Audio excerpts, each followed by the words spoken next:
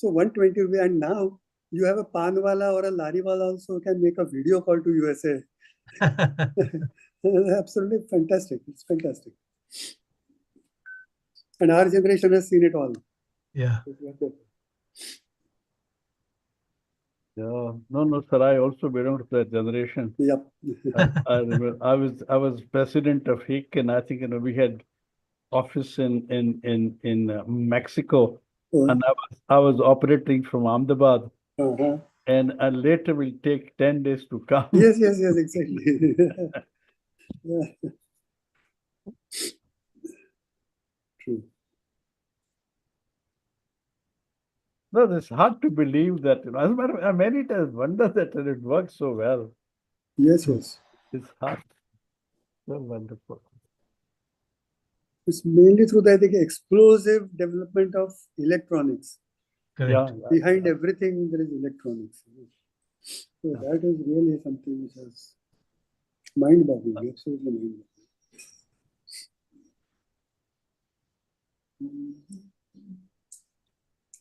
We're waiting for Mataji, huh? Rajmata? Yes. Okay. Yes. Yeah, sure.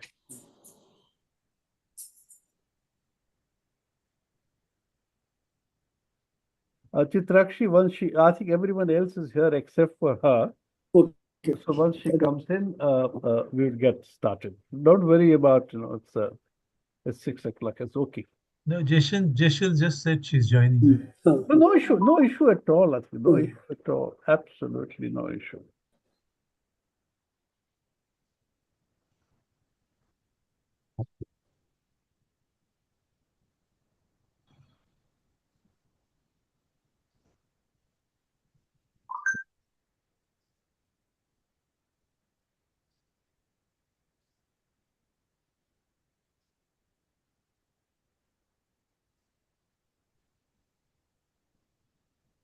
Sir, till then, can I admit the people? Well, why don't you? Okay, well, yeah, okay, why? Doesn't matter. Yeah, please. Yes. Yeah, no issue. But also we will once they're in, I'll tell them that we will. Jason, so the join करूँ क्या नहीं?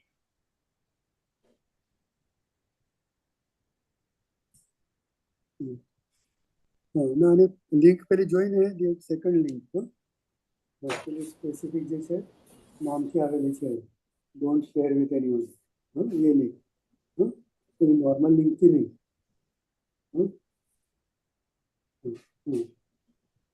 तो उनके बाद ये से बच्चों का मैडम सासवत साहब आजकल अहमदाबाद में है आप? Yes, sir. I'm in SEPT only. I know. No, it's a fag end of the semester, so we are all here actually. Okay. No, once you have get some time, जरा phone कर देना, बात करते हैं. बिल्कुल, I'll call you. Yeah. 12 o'clock is okay. 12 o'clock at night is okay.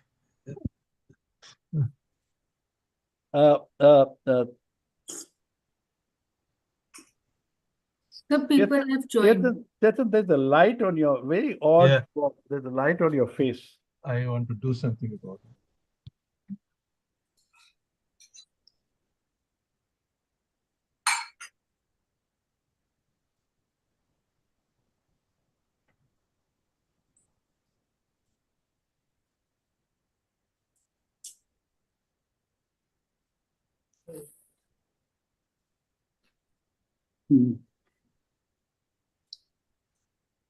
That's better. Okay.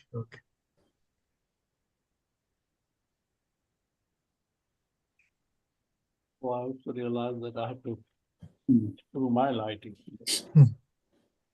That's fine.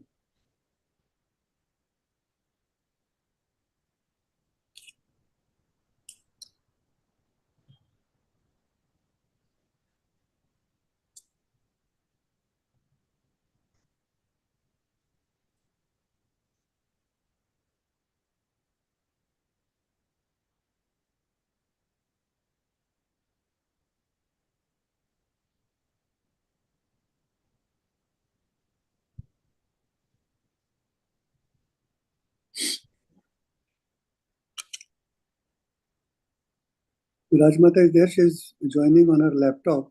Hmm. Some technical glitch is there. No issue. No issue. We'll wait for her. No issue. She's there. But No issue.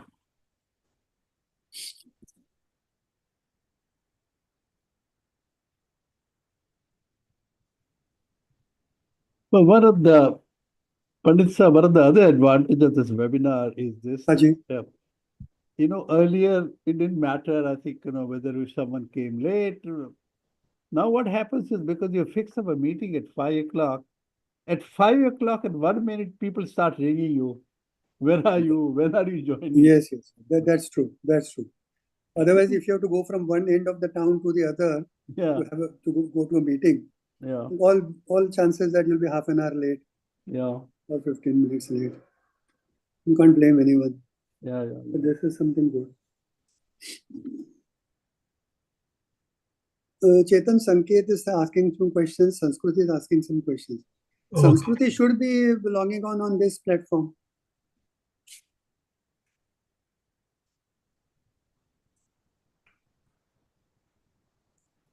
Hey, Santosh ji, thank you very much.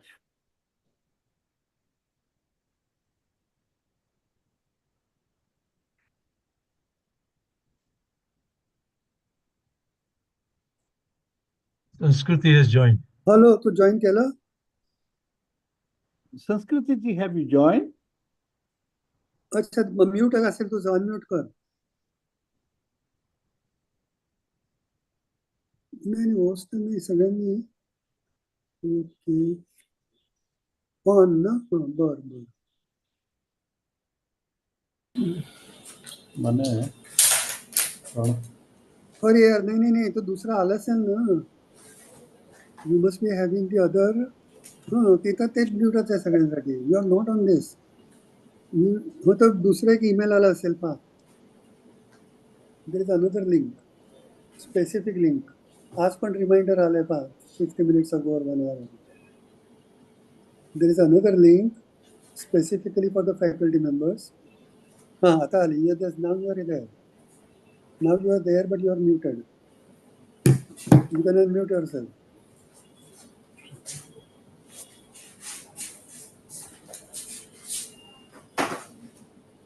Sanskriti, you can unmute yourself. You are now visible on the screen. Unmute kar. Yes, I can hear you. Yes. ते तर नाही on the screen नाही no on the screen you can't hear you are muted इथे sign दाखवते you unmute तुझ्या वरती जा आणि अनम्यूट कर और खालती असेल ते नाही केलेलं नाही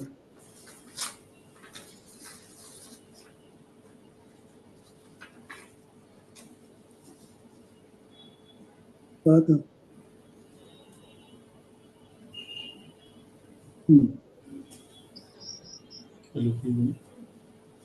Chetan, who is administering this? Can I just check up whether Sanskriti has been muted from? Yes, sir. I have promoted her to be a panelist. She Correct, can yes, yes. unmute herself. So she can unmute herself, no? Yes. No, you can unmute yourself. The admin says.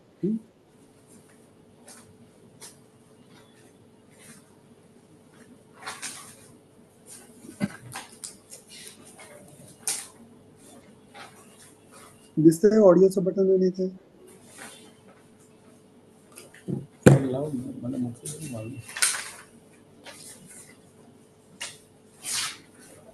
Video करता येईल का video पण try करून का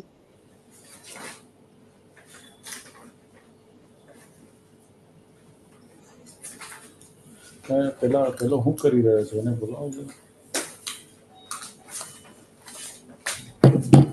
परत कर आणि याच ह्याच्यावर कर नाहीतर केलं तरी the admin will give you the राजमाता इज देअर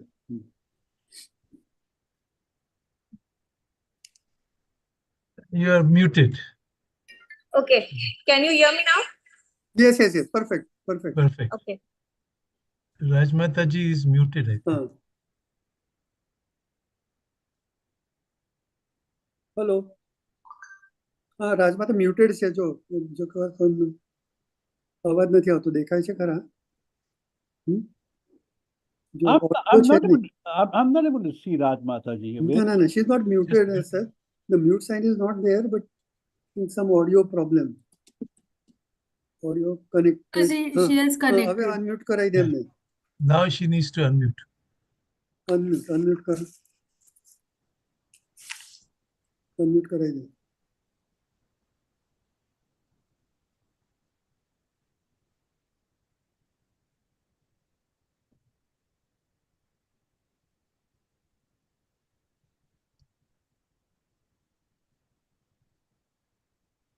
નથી હજુ મ્યુટ પર જ છે. Icon join. Yes, now. Hello. Hello, Yes, yes, we now can we see can you. hear you. Yes, we can Good see evening, good Rajmata evening. ji. Good evening. Namaskar. Welcome, Okay. welcome, Rajmata. Thank you. Welcome. Sorry for the delay. No. No, nothing. Thank you very much for coming, Rajmata ji. And let me introduce you informally. I'm Birwa's father, Birwa Qureshi's Okay. father. Okay. All right. Oh, I see. Well, So- nice for catching up with you. Right. And, Last time when you did a 2-day event, I was there for 2 days, and we also met for a while. Okay. Thank you. Chitrakshi, are we ready to start now? Yes, sir. You say okay, then I'll start. Huh? Yes, sir, you can start. Okay, thank you very much, Chitrakshi. I think, friends and colleagues, welcome to 124th episode of the webinar series on rethinking city. Today's webinar focuses on environmental challenges and opportunities of Vadodara urban region. Please listen carefully. It's not only Vadodara city, it's Vadodara urban region. And to talk about it, we have an eminent panel of experts and specialists who know the city for long. We're also fortunate in having the NGO So Clean as a co-host, and I'm delighted to tell you that Rajmata Shubhanginiraje Gaekwad ji, President of So Clean herself, is present among us to inspire us and guide us. I have no adequate words to thank my friend, Professor Chetan Vaidya, without whose help and guidance this event would not have been possible. This is, as I said, our 124th webinar, and I must tell you that I've never come across a co-host who has done so much hard work to put the event together. So thank you, Rajmata ji, and thank you, Chetan bhai. Also, my grateful thanks to other members of the distinguished panel, including Dr. Sanskriti Mujumdar, Professor Saswat Bandopadhyay, Shri Santosh Tiwari ji, Shri Narendra Kabra ji, Srimati Kavitha ji, and Dr. Sanjay Pandit. Thank you very much for making time and being available. Let me tell you that this webinar forms a part of a new sub-series called Cities of Gujarat, under which we are doing 8 webinars discussing the development challenges of Gujarat's urbanization. We are also planning 4-part webinar series on cities of Maharashtra, covering development challenges of Pune, Nagpur, Nasik, and Kolhapur. This webinar series is appropriately called Rethinking City, and is rolling out its 124th episode today. As many of you know, we have had over 500 experts, professionals, specialists, community groups, and concerned citizens from all over the world presenting their views, perspectives, and solutions on something like 30 to 40 important urban themes, such as urban governance, finance, mobility, climate change, infrastructure, slums, housing, a large number of issues that we've been discussing for the last 3 years. Let me also use this opportunity to share a good news that we are unfolding 20 new webinars in the coming few months. That includes a series of 6 webinars on the very special slum improvement project in Orissa. What is happening there in big cities and small towns of Orissa has such potential for adoption and replication in other cities of the country that we have named the series Slums Are Solvable. The second set of 5 webinars are with CityNet, an association of Asian cities with some 150 members. This webinar series will focus on the climate change and share what big cities of Asia, such as Bangkok, Kuala Lumpur, Seoul, Yokohama, and Kathmandu are doing to address the formidable climate challenge they are faced with. And we hope to learn on the climate change phenomenon from this webinar series. Now, that is what is happening now. Let me take 2 more minutes and tell you why we are doing this webinars. What is the purpose? What are we seeking to achieve? And this particular set of questions, I have 5 quick answers. First, that despite being engines of growth and centers of culture, technology, knowledge, and global attention and investment, our cities are not in pink of health. They are not in a healthy condition. Be that small city or big city, be that industrial or commercial cities, be that district town or state capital. And the sector may be environment or infrastructure or governance or planning or some whatever. Our cities are saddled with major challenges. This is the first consideration in conceiving this webinar series, that our cities are not in pink of health. The second one is this, that not only are our cities problematic, but the way they are growing and developing, they do not look like meeting the challenge of unprecedented urbanization India is witnessing. It neither looks like providing safe and healthy quality of living to 870 million people who will be there in our cities in 25 more years, almost double of the urban population in 25 years. And it doesn't look like delivering 7 to 8% growth, economic growth. This country expects to get rid of its poverty and emerge as an economic superpower. The second important reason is this, that not only they are problematic, they do not look like delivering either on quality of life or on economic growth. That's the second reason. The third reason is the government effort alone is not adequate to ensure healthy, livable, productive, inclusive, and sustainable cities. Government alone just cannot do it. The fourth consideration that we have is this: the wider society, the human capital outside the government system has the required skills, knowledge, experience, and even motivation to contribute meaningfully in search for alternative approaches and new solutions. What I'm saying is that we believe there is a large number of people and abilities and skills outside the system, we need to kind of bring that in. And the fifth reason we are talking about this webinar series is the time is fast running out so far we are concerned.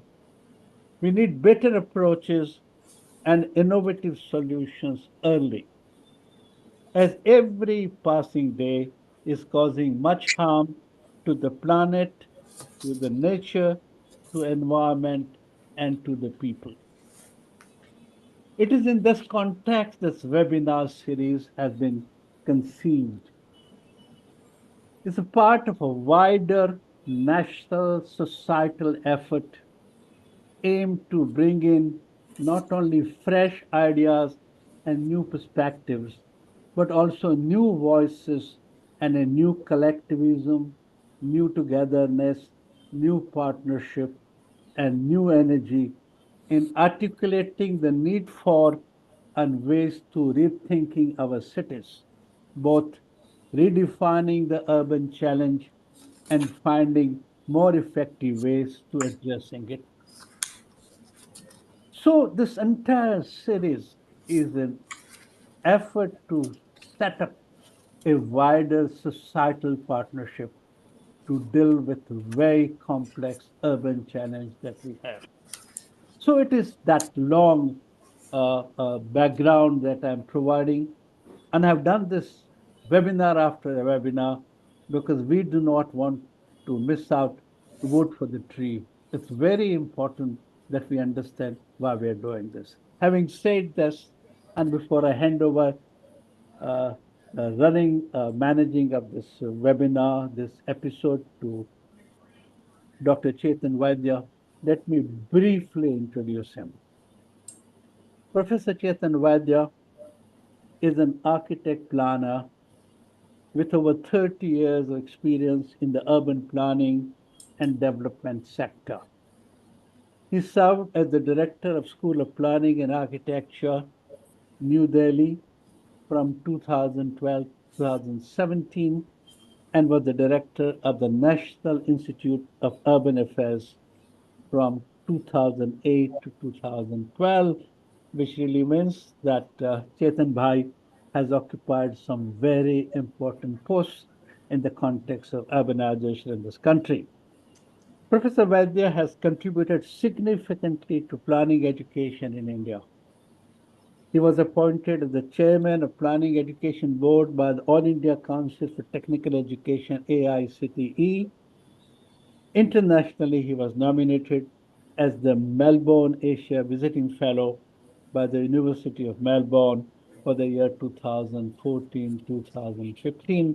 As I said, we have a very distinguished panel, including Rajmata ji, and we look forward to hearing them in terms of how they see the environmental challenges of Baroda region and what are they doing to deal with it. So thank you very much to everyone for making time, and thank you very much, Professor Chetan Vaidya, to help us organize this webinar. Thank you very much.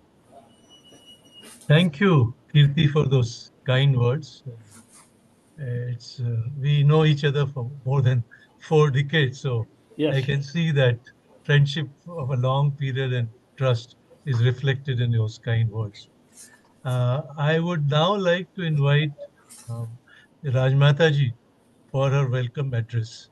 As we know, she is president of Sockling NGO, which is co-hosting this webinar. She is also chancellor of MS University of Baroda.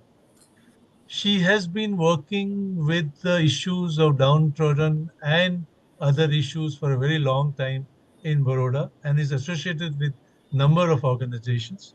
But most importantly, she has been providing guidance for Sockling on environmental issues.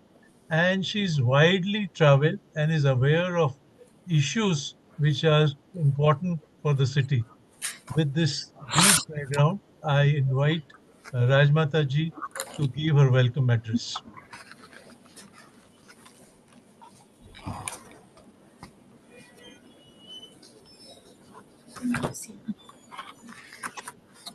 Namaskar and good evening to all present for the webinar.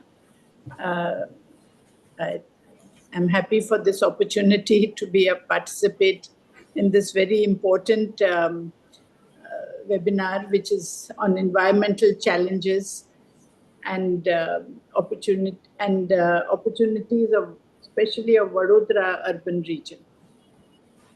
As you are all aware, the Society for Clean Environment is a voluntary organization and non-profit organization committed to creating cleaner, greener and pollution-free environment in and around Baroda region. We have been involved in this work for last 40 years.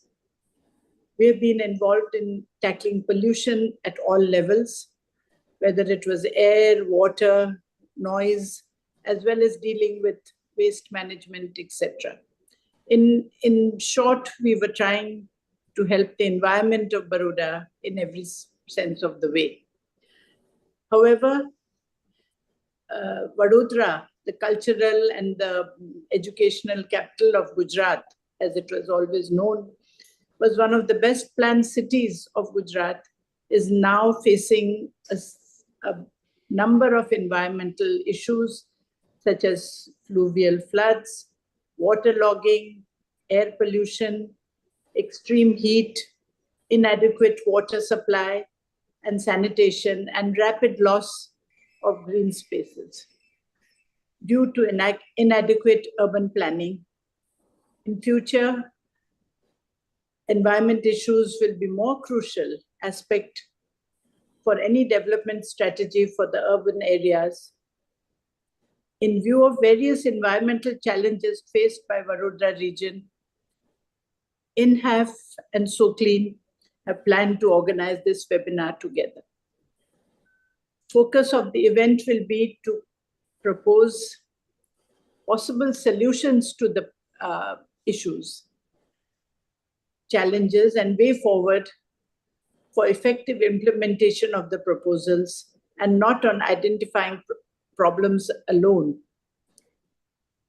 INHAF and So Clean have brought together a diversified group of experts who have experience and knowledge of working on environmental issues, particularly in Vadodara region, as well as at national and international level.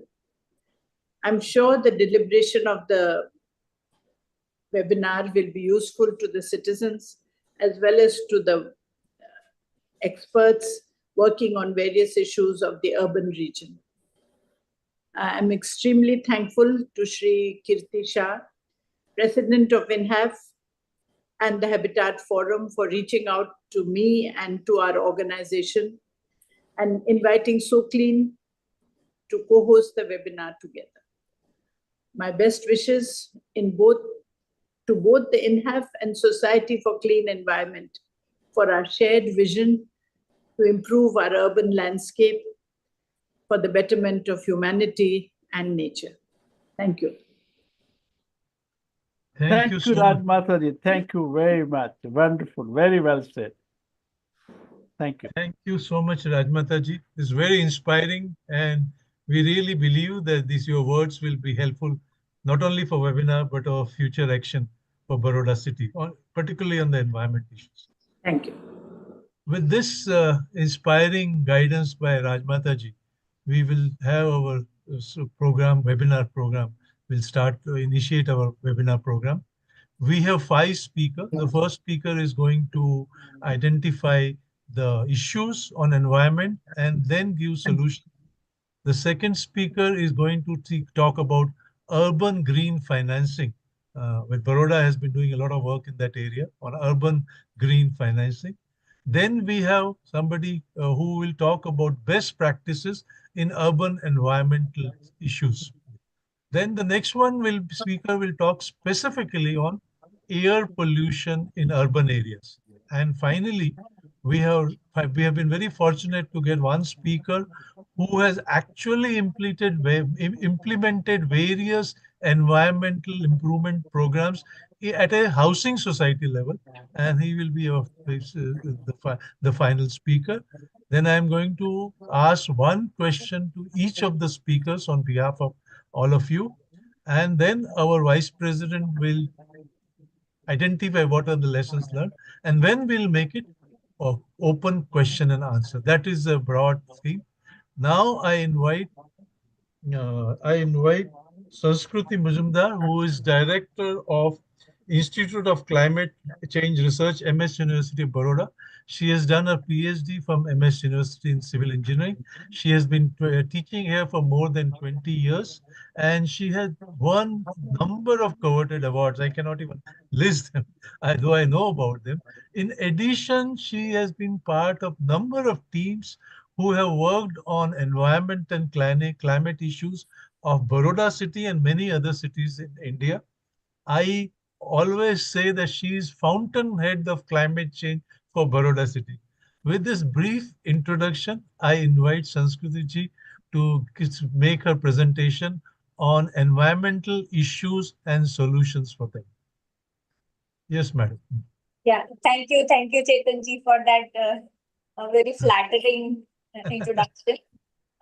Before I begin, I'll just check if I am able to share my screen. Yes, ma'am. Can you see my screen? It is coming. Yeah, now we can see. Yeah, and I am clearly audible, right? Yes. Okay.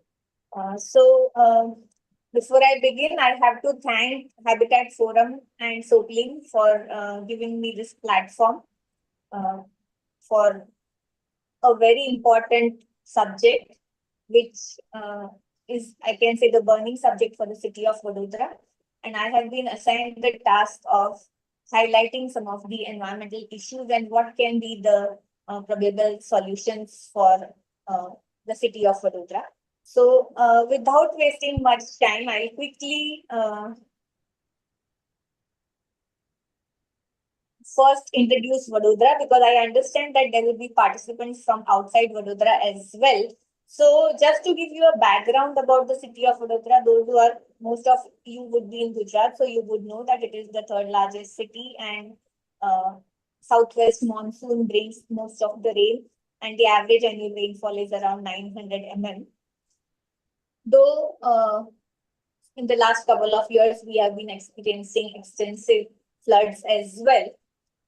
What is more important is I would like to show that these are the master development plans which Vadodara Urban Development Authority had proposed, and the last one was proposed in the year 2006, and it is targeted up to the year 2031.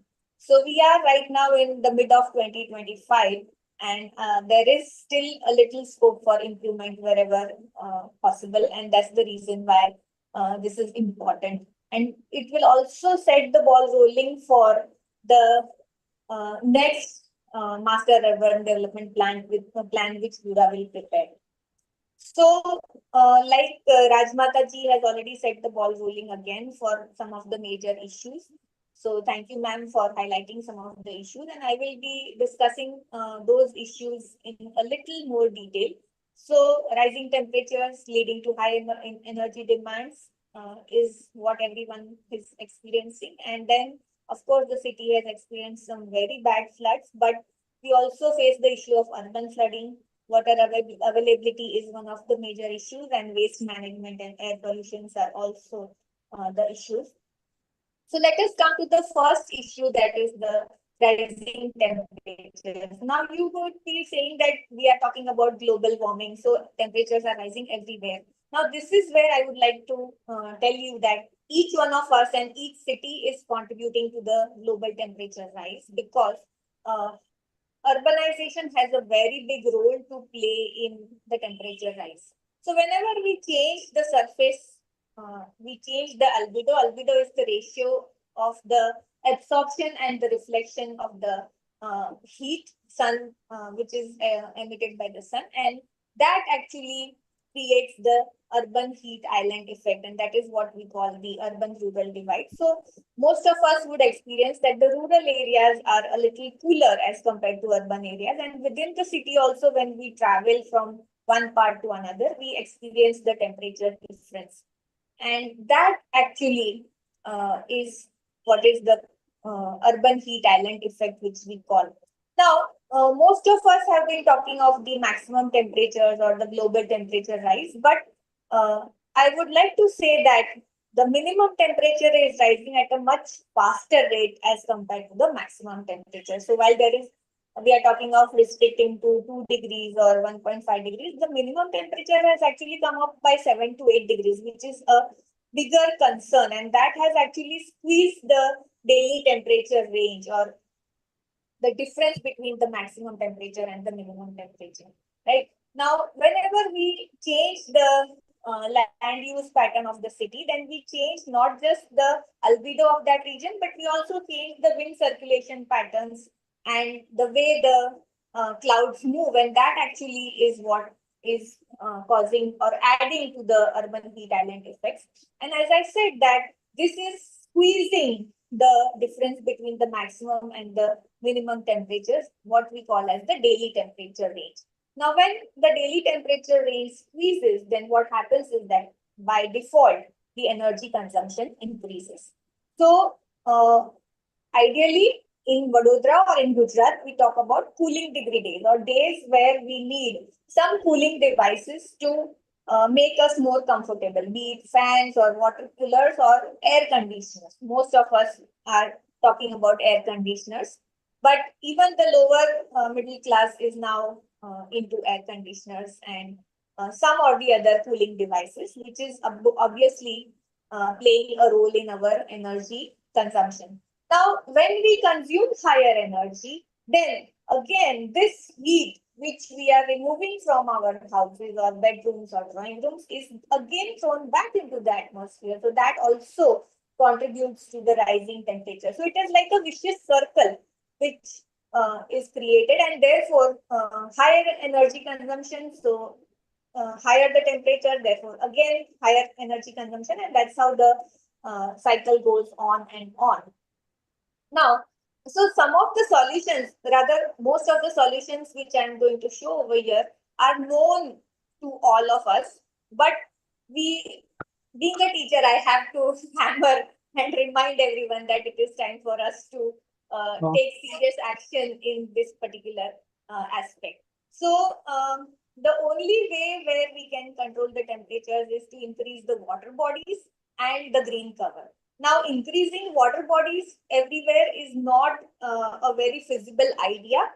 So, there we can actually try to at least maintain the existing water bodies, but green cover, increasing the green cover is something which anyone and everyone can do anywhere and everywhere. So, even if you are staying in apartments, there is no excuse. You can still have potted gardens and you can still have some greenery around you. Urban forest is one concept, because in order to reduce the effect of temperature, we need carbon sequestration. And for that, trees or green cover is the best option. So urban forest is one of the best options. So we can create pockets which are dense urban plantations. In fact, Soklin has been the pioneer for the first Miyawaki project in Vadodara. So that is one concept where you can have, like sinks, carbon sinks, where you can absorb the green gases, and therefore you can create some reduction in the temperature. That is the second option. And of course, we can try to use alternate sources of energy so that we reduce our reliability on the fossil fuels. So these are some very practical solutions which all of us know, but as I said, that we really have to now play a larger role in coming to that particular solution. Next problem would be floods. But before that, I would like to show you how the climate change has impacted the city of Vadodara. So I have a very dedicated team of research students who have done extensive work for the city of Vadodara for climate understanding temperature and precipitation changes. And we have established that the monsoon is shifting from the first week of June towards the last week of June, and it has entered into mid-October and beyond. So there is a shift in the monsoon, and not just a shift, the 1 day maximum rainfall has also increased. So I've given you some statistics over here where the maximum rainfall which has occurred in 1 day is much higher than the average rainfall of that month, and that is the day when actually the city experienced flood. So whenever there was this scenario, the city has definitely experienced flood over here. So in order to understand the effect of climate change, we actually tried to take all the parameters and put various permutations and combinations of those parameters and try to see what was the most effective or most impacting parameter, and it was the urbanization anomaly and the local temperature in combination with the global temperature. So this research article is easily available anywhere, and you can approach me if you want. But emphasizing what I want to say is that, one, the average rainfall pattern has changed, it has increased. Two, the temperatures definitely have increased. Three, the maximum rainfall which was occurring in 1 day, that has increased, and the daily temperature range has squeezed. So the result is frequent floods. And I don't have to remind anyone. In fact, it was a nightmare. 2024 was a nightmare for the city of Vadodara. And almost all of us were impacted with that floods. But if you look at the frequency of the years in this century, you will realize that it is now almost like an 4-year or 5-year cycle which we are experiencing, and this duration is going to reduce. So we are going to have more frequent floods. So we have to be prepared for that. We will have to go for some mechanism where we can. We are not able to control floods because it is a natural event, but if we control our urbanization pattern and if we control our temperatures, then to a large extent, we will be controlling the way the rainfall occurs, the precipitation occurs, and therefore, that in fact will play a role in the floods. So again, we do not have very direct control, but we can indirectly control the floods. Now, the major issue for the city of Vadodara, even if it is not experiencing floods, is urban flooding. Now, let us understand the difference between natural floods and urban floods. So, natural floods, as I said, is something which is a natural calamity, and we do not have complete control over it. But urban flooding is something which is happening because of inadequate infrastructure or improper stormwater drains design, and that is what is leading to waterlogging in various parts of the city, and that is what we call as urban flooding. So if your stormwater drain is not capable of carrying the discharge, it will let out the water on the streets in that area, and that is going to cause flooding in that area. That is what we call as urban flooding. Now, this urban flooding has a direct connection with the urbanization. So, I have tried to show you how the city of Vadodara has changed in the last 5 decades. So, the red part shows the construction, and we have almost covered the entire part of the city. So, when we go for urbanization, I have already shown you that we increase the temperatures, we create pockets of heat islands, and that actually changes the rainfall pattern. So I have shown you with one hydrograph over here that the rainfall which was occurring over a longer duration of time now occurs over a shorter duration of time, leading to floods in that particular area. Because you are going to get huge quantities of water in a very short duration, and that is what is going to cause the floods. Now, along with this, the intensities have also changed. The number of rainy days for the city of Vadodara have also reduced. So, we used to get scattered rainfall over a period of 4 months, but now we are getting that in smaller number of days. So we experience heavy rain for a couple of days and then a long dry spell and again heavy rains for a couple of days. And that is what it's like, giving somebody to eat a big thali and then keeping that person hungry for a week. So that is how we are getting the rain, and that is why the infrastructure is going to fail, because the intensities itself have changed. So we would have to modify the intensity or the discharge carrying capacity of our existing stormwater drains if we have to prevent the urban flooding, right? Everywhere again in the old city area, it is not possible to modify. So we will have to create mechanism of diverting that water to some other place. That is where the interlinking of ponds and lakes comes into picture. The new areas which are going to get the new stormwater drains, those stormwater drains can be designed with the improved or the revised intensity so that they are capable of carrying the discharge. In order to reduce the water logging and to create the buffer of the ponds and lakes, we can construct recharge wells within the water bodies so that every time when the water is filled in that pond or the lake, it is put into the aquifer, into the groundwater, and we create more space for more water when it rains again. So, in short, we need to do proper stormwater management. If that is done, then the problem of urban flooding is very much within our control, because that is, as I said, a man-made disaster. It is not a natural disaster. So if anything that is a man-made disaster obviously has a solution which can be done with the help of engineering. Then coming to the problem of water availability. So what is happening is that when we are having heavy rains occurring in a shorter duration of time, we don't have any option but to release the water from the Ajwa reservoir. Now this actually leads to wasting pure potable water or drinking water, because we do not have the capacity to store it when it comes in a large quantity, right?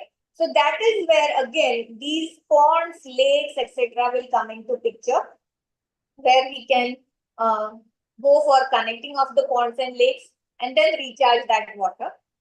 Of course, reduce, reuse, recycle is one of the options which I have shown, because that is the primary solution to water availability. Using treated water for many purposes is one of the solutions, and wherever possible, we should go for rainwater harvesting.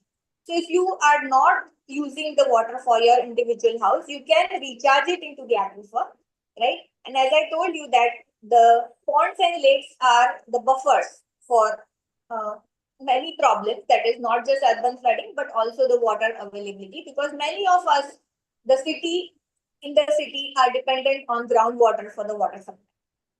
So when we go for rainwater harvesting or groundwater recharge or wetland conservation and the recharge wells within the water bodies, we are going to improve the quality as well as the quantity of the groundwater, and that actually will increase the availability of water for us, for the city of Vadodara. Waste management is one of the issue for any growing city, and Vadodara is no exception.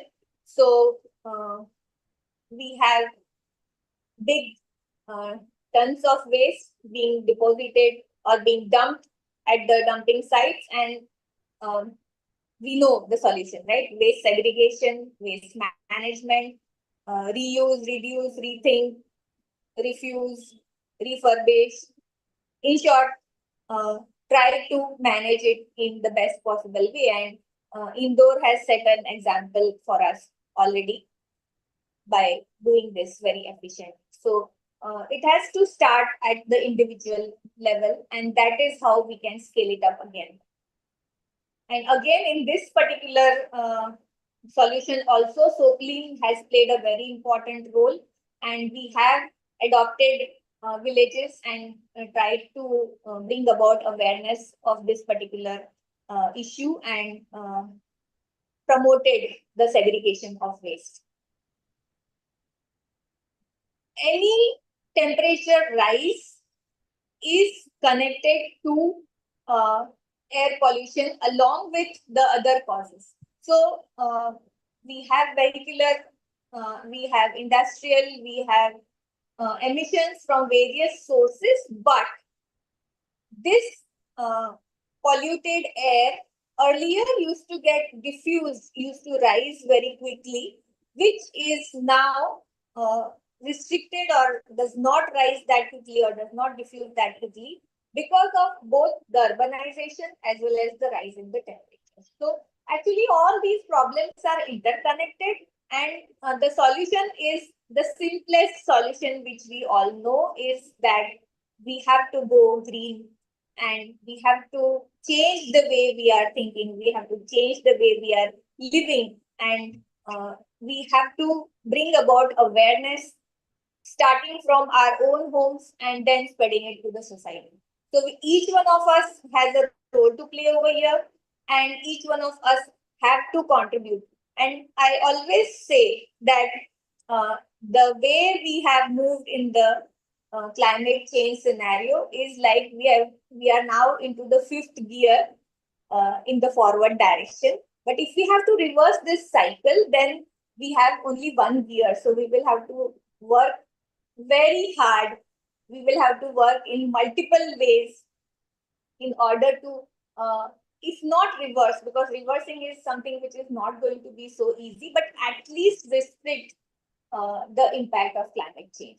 So with the limited time which I had, I thought I will just touch some of the subjects, and I will be happy to answer the questions at the end. But I am grateful to Habitat Forum, Kirti ji, Chetan ji, and Soklin for giving this opportunity. And the one of the research which I had shown is funded by Climate Change Department. So I will also acknowledge that. Thank you for your attention. I hope I have not overshooted on my time. I tried to stick to the time. Thank you so much, Dr. Mujumdar. This was very helpful. You identified the problems and also given solutions. I think that is equally important. And lastly, you said we need to change the way we do things in an integrated way. I think that is very relevant for all of us to hear. I would now invite Shri Santosh Tiwari, who is the Chief Accountant of Vadodara Municipal Corporation. I think Santosh ji has done wonders within the existing system. I think he is a seasoned accountant or a finance person. But what he has done is to do reforms in the municipal accounting system and then make Baroda issue two municipal bond, and the second bond was a green bond. So I think he has completely changed the way municipalities look at accounting and financing. And with this, now he has become, I would call it, hero of municipal finance system in India. He goes to Lavasna teaching IS people how to do and improve municipal financing. He has been invited by SEBI, invited by Ministry of Urban Development. So we are very fortunate as Baroda to have Santosh ji as our municipal accountant. And now I invite him to talk about green financing, urban financing. Thank you so much, Santosh. Yeah, thank you, Chetan sir, Kirti sir, and bowing my heads to in front of our Rajmata ji, and with your permissions, I'm briefing about the various steps, various initiatives which Vadodara Municipal Corporation has taken in last few years. First of all, myself, Santosh Tiwari, I am working with Vadodara Municipal Corporation since 2000 and designated as Chief Accountant from 2011. So almost I have an experience of 25 years in municipal finance. Baroda, a very good city, a very good planned city, and a good legacy was transferred to us by Sir Maharaja Sayaji Rao Gaekwad ji, and I am privileged to be the part of this organization And the building which you are saying behind me is the background of our Vadodara Municipal Corporation headquarter, which is also being given by our Gaekwad ji family. So this is a traditional mall also. You can see that here the municipal administration is there. Below there is a vegetable market, food market, we have flower market, we have fruit market. So earlier there was a concept whenever citizens were coming to the city to buy their daily needs, and if they have any problems or any services related to municipal, all these services was available here and only. So this is the mall. The mall culture has been uh, grown in last 15-20 years, but we have since last so many years. Regarding Vadodara, the legacy which I say, so Vadodara is the first city to have the cooking gas pipeline it was inaugurated by Morarji Desai ji, and it is first in Asia. We have water supply system, tap water since 1892, and with the principle of gravity. Daily, our supply is around 550 MLD. We are supplying 173 LPCD of water. All underground ground drainage system is also in Baroda. It is since 1894. At present, the sewage is being generated 440 MLD, and all are being treated. Plus, further, we have the plant of 60 MLD for tertiary treatment also.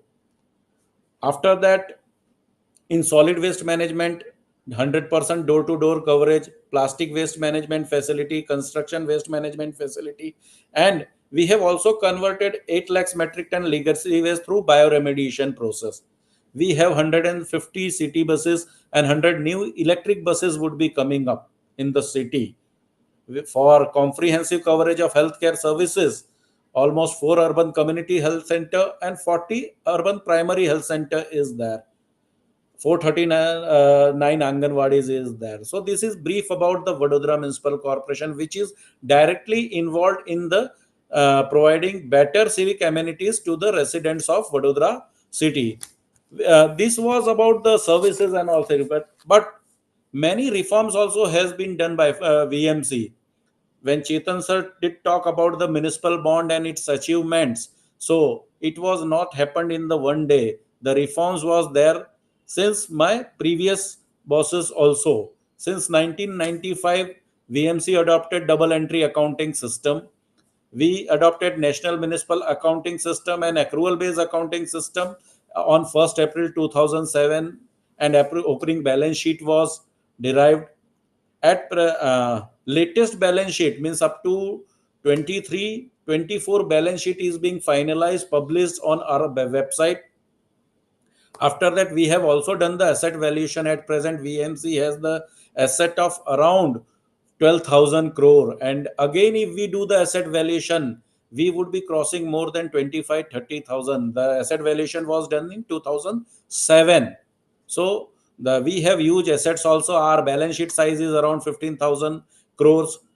Our budget size is 6,200 crore with estimated capex of around 1,800 crore. Our property tax demand collection details are available on website. We have the self-assessment tax facility. For most important, Vadodara Municipal Corporation is a credit rated. It has been rated by CRISIL and India Rating, and we have been rated double A plus, which is the highest in the municipal category. So Vadodara Municipal Corporation is having have the rating of double A plus, equivalent to Ahmedabad, Mumbai, or Pune or Bangalore. Apart from that, our two bonds are listed, which Chetanji said. First municipal bond, first was regular municipal bond, and second one was green municipal bond. So regarding this bond, I would like to say that in March 2022, we came up with the first municipal bond, and the situation was not appropriate at that time. COVID was there. We were recovering from COVID. Ukraine Russia war was going on, and there is also economic slowdown was there. But sir, when we hit the market with our bond got in a good response actually. issue was subscribed by more than 10 times. Other cities like Pune or cities like Pimpri, Indore, where they were struggling to get the subscription of 3 to 4 times, Vadodara got the subscription of more than 10 times. And for 100 crore, our need was 100 crore, but we received the bid of 1000 crore, more than 1000 crore. And the final allotment was done at 7.15%, which is lowest coupon in the history of Indian municipal bond. Government of India came up with the sovereign green bond, that too also had gone up 7.29%. When we, apart from this, Government of India gave us the incentive of 13 crore, which and subventing that, VMC got this fund of 100 crore at 4.55%. So our efforts was applauded by Honorable PM also, Ministry of Housing and Urban plus we came up with the case study also all about one that was released in US Embassy Delhi, and that book is being circulated in almost 18 countries. Apart from that, Niti Aayog forwarded that book to 29 states and union territories chief secretary to follow the model of Vadodara Municipal Corporation. Continuing with that, in March 2024, we came up with the first green bond of 100 crore. Why green bond? It was generally all of the projects are of green in nature for urban local body. But here what we did special, we took the international certification. We followed the international market standards and we took the certification from Climate Bond Initiative. So Vadodara Municipal Corporation's green bond is the Asia's first globally certified green bond. Only urban local body in Asia to get such certifications. And here we had appointed an independent verifier. We had drafted the green finance framework, which was first time by any urban local body in Asia has been drafted, and we have shown our commitments towards improvements, how we would be using these funds to improvement the environment. So this green bond, which was launched in March 2024, again we broke our own record and we got subscription around 15 times. Means still we earlier bond was subscribed by more than 10 times, now it was by 14.60 times, and we got the fund of at 7.90%. Again we had received the incentive, and this brings our rate of interest to around below 6%. So in this, and by doing this green bond, we had shown our commitment, and after that we would be also giving the impact reporting. Means we had mobilized the funds for STP, APS and drainage network, and through independent verifier and post issue compliances, we would be declaring with the independent auditor report that how this project has given impact to the environment.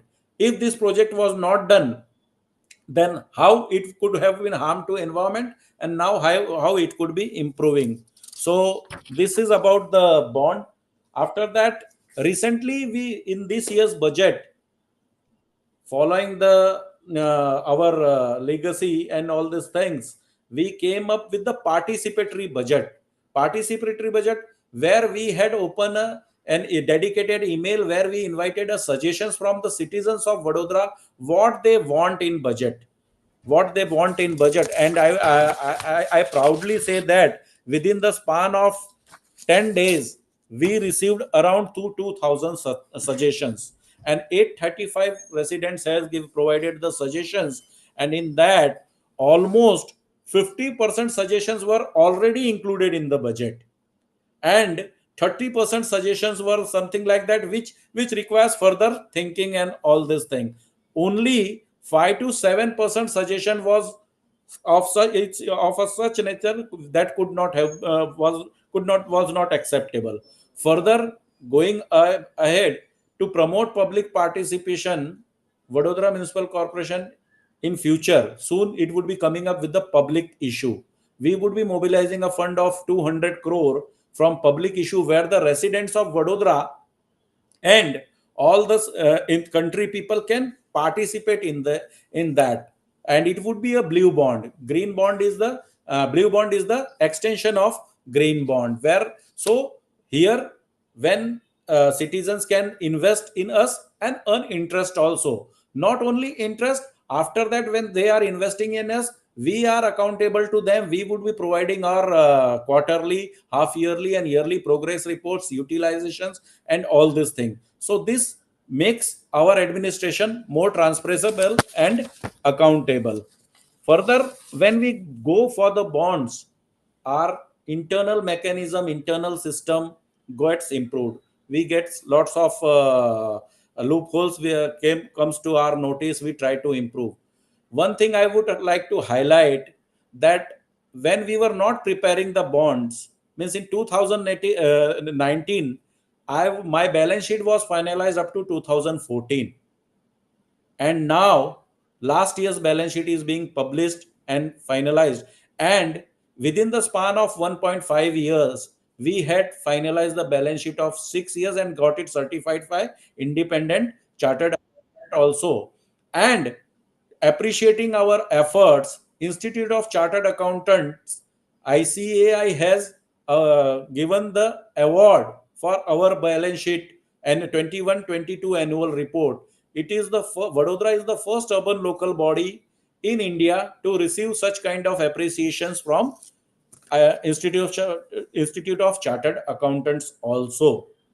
Honorable PM also appreciated our efforts in June 22, 18 June 22, when he came in the Baroda. Almost 4-5 lakhs people were there in that gathering, and 21,000 crore project was supposed to be inaugurated. But here he specially mentioned the achievements of 100 crore bond, which VMC has achieved its success. So all these things are the which were the mechanism and innovative financing is that. Again, the Vadodara model is being followed by many cities. At present, 7 cities has filed for mobilizing the funds through bonds: Agra, Chennai, Pimpri, Varanasi, Prayagraj, and Surat, and all this thing. So this market is now emerging. Now when here we are here for environment and all these things, so we are seeing the heat waves and all this thing. So importance of green finance is increasing. Why importance it's increasing? Because green finance, when we talk about climate financing or green finance, we can see that the Sanskriti madam has already informed that how climate is impacting our life. The whole month's rainfall we are getting within a one day. Urban flooding is the what madam explained very well. We are doing many other initiatives for improving environment qualities. We are preparing the footpaths, roads. Apart from that, gardens, urban forest, electric buses. In last 2 years we have created almost 100 urban forests. Apart from that, recent activity which is known Vishwamitri rehabilitation, which is the project, mega scale project is going on. So lots of efforts are being done, and apart from that, reporting also would be done. So it is not just that VMC is mobilizing the money. VMC is utilizing it in efficient manner, and also we are disclosing its impact to the citizens. So this is from my side. I would be happy to answer. Thank you, Kirti sir, Chetan sir, Rajmata ji, and Soklin and INHAF team. Thank you. Thank you so much, Santosh ji. It's so happy to see that Baroda Municipal Corporation has introduced so many urban finance reforms, and and the whole country, many cities are looking forward to VMC for its initiatives. Now I invite Professor Saswat Bandopadhyay. He is Professor of Urban Planning in CEPT Ahmedabad. He is also Project Director of CEPT Research and Development Foundation.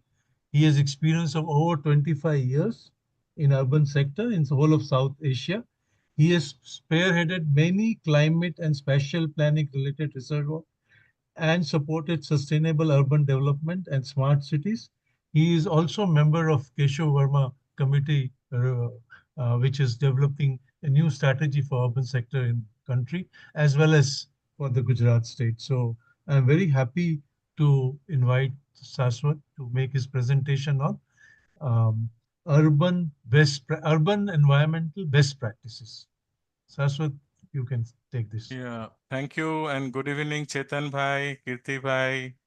My sincere regards to Rajmata and all the members of Soclean. I hope my screen is visible, Chetan bhai. Yes, yes. Yeah. So first of all, thanks very much for inviting and organizing such a very meaningful conversation of some of the very challenging issues in our habitat. My few slides that I'm going to talk about is what are the kind of challenges we are seeing in our cities. And more importantly, as suggested by Chetan bhai, that I should more highlight more responses because, how our cities globally or locally trying to respond. And in this response, what are the kind of possible tools and partnerships that are emerging? I need to highlight. So next 5-7 minutes that I have been given, I'll just want to try to take you through. First is we all know that we are urbanizing and Gujarat is on the forefront of this urbanization. And if some of you look at the kind of projected data of Ministry of Health and Family Welfare, this Gujarat would be almost 2/3 urbanized in next 15 to 20 years time. But what is also happening is like, if some of you are watching more geospatially, you see an immense amount of changes that are happening. One is that earlier form of urbanization, that you have a settlement and then there is a boundary that is rapidly changing and becoming fuzzy. And you see a large, long corridor which are emerging and much of this growth happening beyond this, so-called planning boundary. And through geospatial data, one can estimate the number of, the changes. And through our estimate, with certain limitation, we estimate about every second year, Gujarat is adding almost a kind of a town of every third year, almost the size of Baroda. And when this happens, the one challenge is when you say what is urbanizing and what are the urbanization challenge. One key challenge that we see is that, changing of the landscape. And this changing of the landscape, particularly in the main city as well as peripheral area has a profound impact in terms of hydrology and then, local climatology in this process. And you get to see this kind of, situation that comes in very often to our newspaper. And those of you in Baroda already have experienced it last year in a massive form. The other elephant in the room is that our climatic trajectory, that as all of you know about it, that our climate discourses are linked to the 1850 period. And with the increase of GHG and the carbon, we are experiencing certain amount of global warming, and it should be around 1.3 degrees Celsius now in IPCC assessment report 7.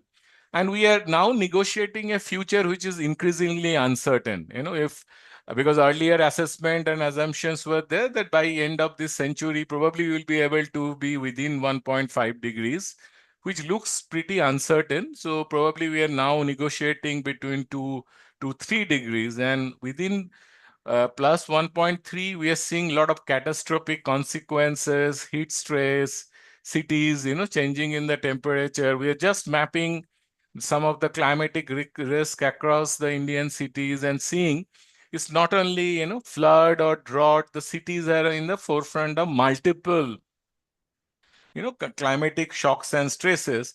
One of the major challenge in Indian cities, because, we're looking at our cities as an economic growth engine competing with China. But one of the challenge in our cities is we have the highest amount of heat exposed labor. The kind of labor economic activity, whether it is construction, outdoor activities, So the amount of heat exposed labor in our cities, and cities are pegged to be contributing 2/3 to 3/4 our future economy. So cities are at the center of this challenge. Besides that, what has been said about pollution and other thing. The other issue is about, as previous speakers have already talked about, that for some reason or the other, our per capita green spaces are one of the lowest across. If you look at some of the other, except for some planned cities like Chandigarh and Gandhinagar, etc. So whenever we look at it, how global cities have been trying to respond to, emerging the shocks and stresses, increasing heat, flood, etc. So one major response has been in the increase in the green cover, and this green cover is not what happens in our cities on a 5th June that you go and plant some trees. These are also, you go in a systematic way from the planning regulation, changing in the building bylaws, changing in the local plan, because in our cities, the entire land is controlled through statutory planning processes. And that's the opportunity most cities across the world. For example, those of you visiting Singapore, 20 years ago, Singapore's total green percentage was less than 30%. Today, that city is, almost reaching 60% in spite of very high land prices, real estate prices, because it's a 800 square kilometer, sea bound, etc., etc. So that's one, that our response is that we have to, come out of those token plantation here and there and go for, more systemic way. The second is also managing the microclimate through detention, retention, and recharge of some of the storm runoff. This similarly, we are also seeing, based on the changing climate, changing rainfall intensity, our cities are witnessing three typical type of flooding. One is actually, the which is we call pluvial flooding, which is sudden cloudburst in your city. Then there is a riverine flooding, and there is a which is coastal flooding. Cities like Surat can have all three floods together, or cities like Cochin and Chennai. And so we are actually on the forefront. Now, if this happens, there is a serious implication on safety, security, and economic stability in our city. And so we have to really look at this. Earlier, once in a while flood happened, we took a rainy day holiday. Things are becoming thing of past, and it is really impacting on our safety and security and economic visioning of the country.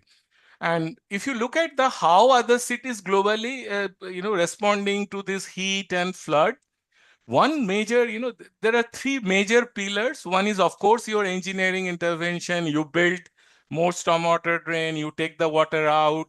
Like Tokyo and Singapore, they're building stormwater, storage underground. There are also management intervention. You clean up the, channel, etc. But globally, cities are actually moving towards creating more sponges, protecting the floodplain, use land use zoning, planning regulation, do something like cloudburst street. And since I come from the urban planning background, I will take you through more about the cases on the right side. See, this is one of the major management challenge. If it rains, you get situation like this that clogs the drain downstream, and then you get more and more localized flooding. So one thing which has come out globally when it rains. So first is within your building boundary, plot area, whatever you can hold it. The next level, which happens, is our streets. Fortunately, Government of India has now come up with something called Cloudburst Street Guideline, which is taken from largely taken off from Copenhagen Cloudburst Street Guideline, because streets too act as a sponge.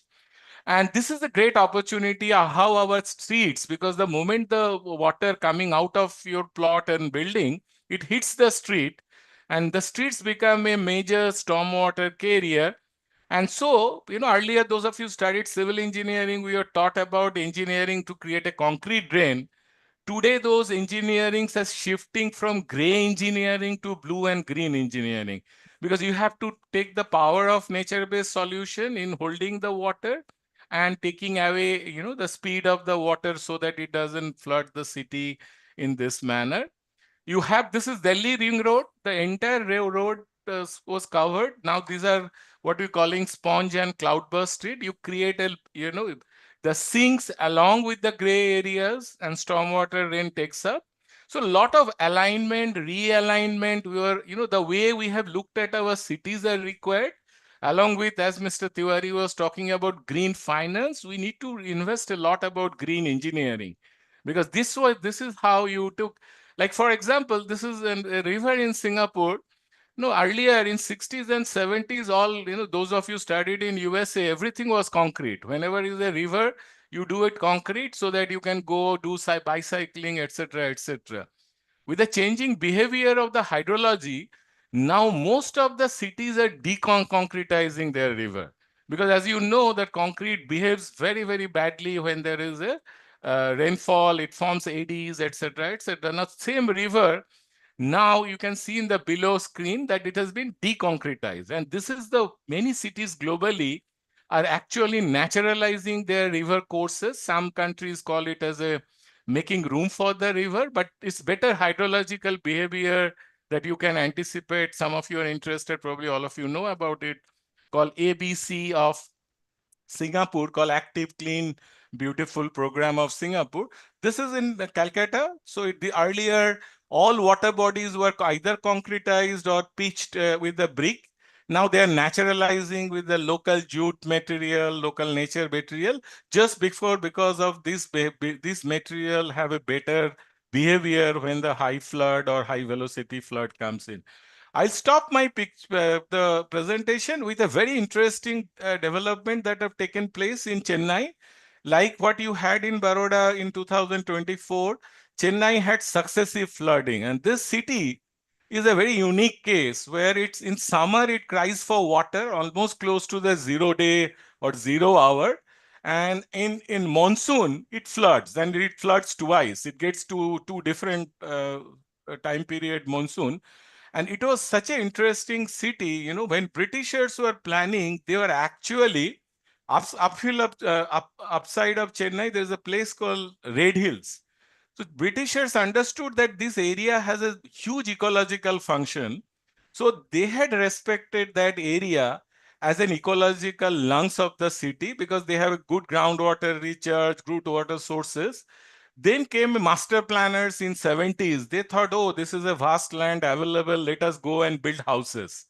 As a result, Chennai today gets not only Red Hills, also in there are like Palikarnai the marshy land. So both side, upstream and downstream, one side they have built new building houses, another side is a ring road and an IT corridor. Now Chennai has this double whammy of in summer crying for water and in monsoon crying for getting flooded. Even some of you have seen their aircrafts were flying, etc. Nonetheless, the city planners have come up with a very interesting concept, which is called Eco Wetland Sponge Park. It's about 16-acre park to absorb water. And you create that whenever there is a excess flooding or rainfall intensity, because we cannot predict. We are only looking at past trends, how the rainfall is behaving. So whenever there is, like I was in Bhubaneswar and you have a cloudburst of 16-inch rainfall. I mean, this has been unheard of kind of a rain in. So our engineering, predictable engineering is moving away from the gray infrastructure to more, blue and green infrastructure to take the nature's this thing. And this is a very interesting park. It was actually a wasteland. People are dumping as it happens. There was water hyacinths in between the buildings, etc., etc. So some enlightened planning authority took a charge, clean up this, and then they involve some architect, planner, botanist, landscape. As all of you know, this is a subject area where nature-based solution deals greatly with the landscape and hydrology, and it's actually a whole of discipline. It's not only engineering, not only architecture, not only planning. Then you have to come together to build a solution which is more appropriate, because earlier stormwater means it will go to the civil engineer, then green means go to the botanist or landscapist. Those days are probably over, and it's demanding a more, whole of discipline approach or all of discipline approaches. And this 16 acres wetland is created as a blue and green. It is also becoming very popular because, as you know, the Chennai's, weather and lack of recreation spaces except for the seaside. So this has become a kind of a place where, more recreation, water sponging, and during, groundwater recharge, as well as, during summer, it has become a place where people can go and, so these are the kind of solutions cities are, have to come together. It's a planning, designing, hydrology, there is, has to come together to provide an impact of this, because, we are at the early cycle of nature-based solution. We are very, like any other solution, we are very enthusiastic about these solutions, but we also have to see how much are they performing, what are they. So it needs a lot of scientific rigor in terms of groundwater recharge, because some of you know, because in early 2000, when, when we had a crisis in Gujarat, some of us went to study in Chennai to look at how are their rainfall. They had a rainwater harvesting proposals where actually we took it from Chennai, Tamil Nadu, that every 1500 square meter plot must have a rainwater recharging. Now, today we are just doing some evaluation. We finished in Ahmedabad and Surat. We realize most of those rainwater harvestings are not working. They have become defunct. And developers are actually, showing them just to get the building permission without any meaningful purpose. So we have to constantly look at, monitor, create a kind of, society, researcher, and, private sector framework. And this is my last slide, because, building sustainable cities or doing certain, trading uncertainty of climate shocks and stresses, we need a very strong partnership.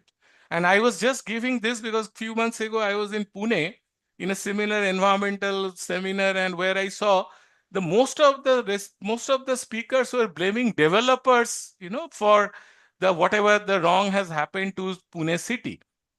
But if you look at any Saturday, Sunday, maybe in Baroda, Ahmedabad, Surat, you look at all the newspaper article advertisement that these developers give.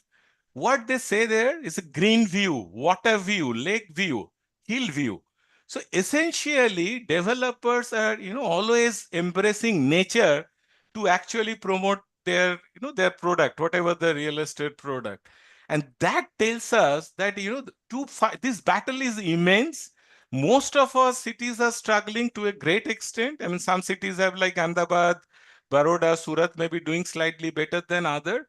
But it's a battle we have to fight together, and we need to drive a strong partnerships across civil society, private sector, and the government. Because otherwise, you say, okay, I mean, this is, developers are polluting, we are the custodian. I think that barrier we have to slowly diminish and bring, together, because this is at the end of the day, the developer in Baroda has to live in Baroda with all the heat and climate and air pollution. So we have to drive this message, open our door, and create these kind of partnerships. And it comes, I just visited a very interesting concept called climatorium. This climatorium is in Copenhagen. It's a very interesting concept. It allows private, public, young researcher, young student, IT guys coming and developing a solution for the city. No, we have to open the door, because these are very uncertain climatic trajectory that we are entering. Those of you working in the climate science, analyzing rainfall data, temperature data, would know how erratic behavior that we are witnessing. So from a very rigid, planning mindset that, we'll predict and provide, do a stormwater, do a town planning scheme, those days are slowly going away. And we have to really, work together in tandem to create a lot of solution. And these solutions, as Kirti Bhai is saying, that, there is an urgency. It's almost we are entering in a code red zone, and we have to, start preparing ourselves faster. And I must thank again, once again, to Soklin, Chetan Bhai, all our Kirti Bhai, all colleagues here for inviting me. And thank you very much. Over to you. Thank you, Saswat. That was very, very enriching experience you talked about. And your last words that private sector, public sector, and community, all three PPPP has to work together for climate change, and we are already behind schedule. I think this is very well understood, and I really appreciate your inputs for our webinar. Now I invite uh, Kavitha B V, Additional Director, Central Pollution Control Board, Regional Directorate, Vadodara. She is an accomplished environmental engineer. She is in charge of environmental governance and regulations in Gujarat and some of the areas around Gujarat state, including Daman, Diu, and the Haveli. She has 15 years of experience in working in environmental engineering and other aspects. And at this particular webinar, we have invited her to speak on urban air pollution management. Kavitha ji. Thank you, Professor Chetan. I take this opportunity to thank So Clean and Habitat Forum for giving this opportunity to share my thoughts about this or my experience about this air pollution issues and the solutions to it, which we have already been practicing. So, shall I share my presentation from here? Yes, yes, ma'am.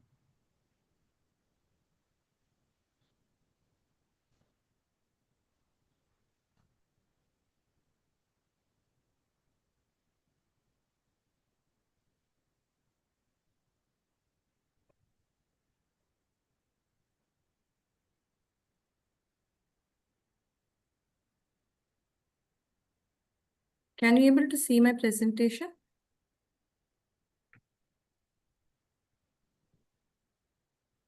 Not yet, not yet. You have to, I think. You have to zoom. Yeah, can Chitrakshi can share my presentation? I think she is happy. Yes, ma'am, I'll share it for you.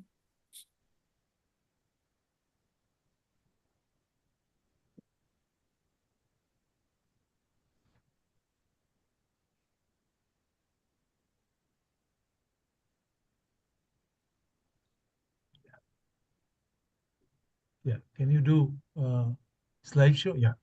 Thank you, Chitakshi. Thank you, Chitrakshi. Yes, I've been asked to talk about the urban air quality, specifically on the urban air quality pollution and what are all the issues, challenges, and the solutions to it.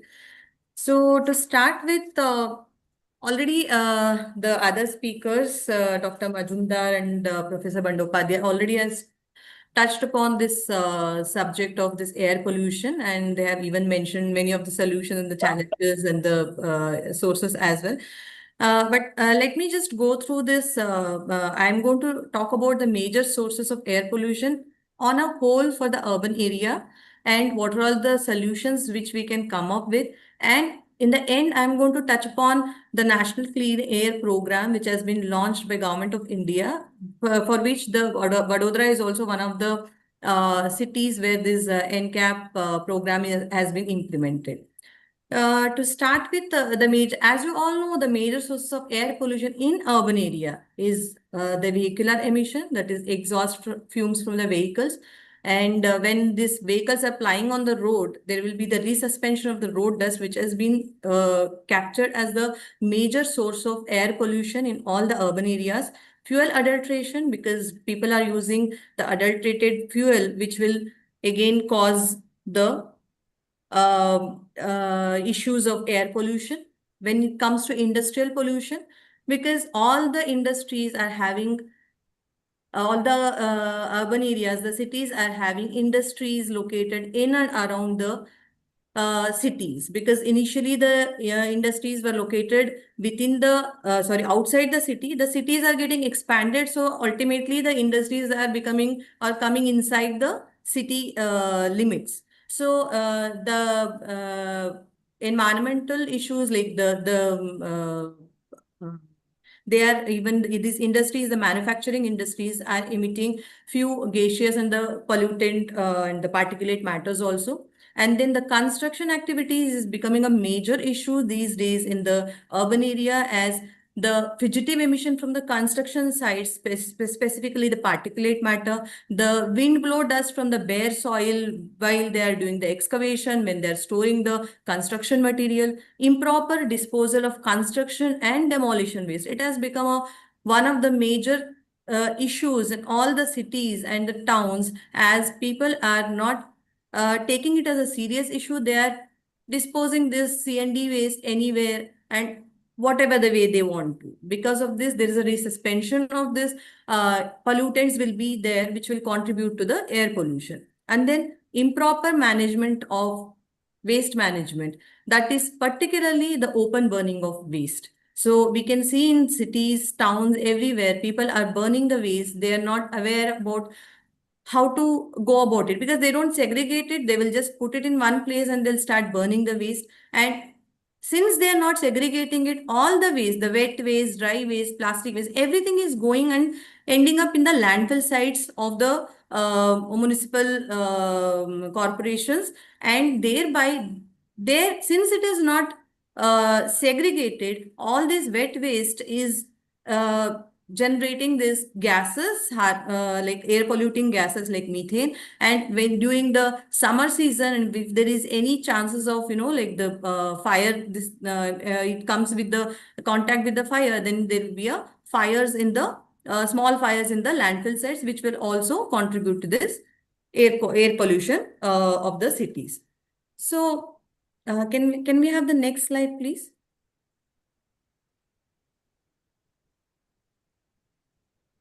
Yes.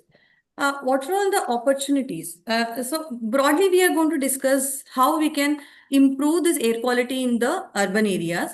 So technological advancements in air pollution monitoring and control can be helpful in improvising the air quality. Whenever we are discussing about the air quality issues, first we need to quantify what is exactly the how much air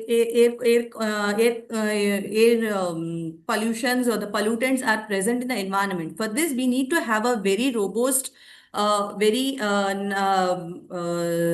expandable or coverage of the air quality monitoring networks. And already we are having this manual monitoring stations, so we need to install these continuous ambient air quality monitoring stations in the cities. And then we can even have the low cost sensors, which cannot be giving actual data, but it can give you the trend of the air quality. So having this good network will give us the it will help us to quantify the air pollution concentrations in the city, and it will even give us the hotspots, and then it will indicate the sources of air pollution. So thereby we can address those issues. And then we can, after addressing the issues, we can go for like air purifiers in the indoor uses, and then we can have this install these smog towers like it has been installed in this Delhi NCR areas. So we can go for such type of a new technology advancement air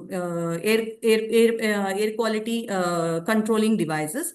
And then we discussed about this vehicular pollution that can be sorted out by having retrofitting the air quality control devices with the vehicles. And then for industrial emissions, we should go for, already it is there, industrial emissions, we should have a better quality of air pollution control devices we implemented, and they should come up with, the industry should also come up with the new technologies where they will be reducing the pollution.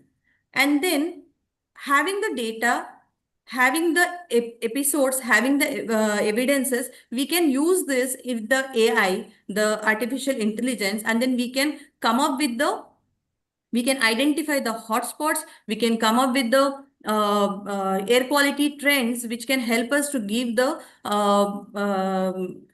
information to the public, so that what they are supposed to do during such type of incidents, like it has been given in the Delhi NCR areas during the winter time. And then having such type of a data, analyzed data, we can optimize the traffic flow and reduce the emission.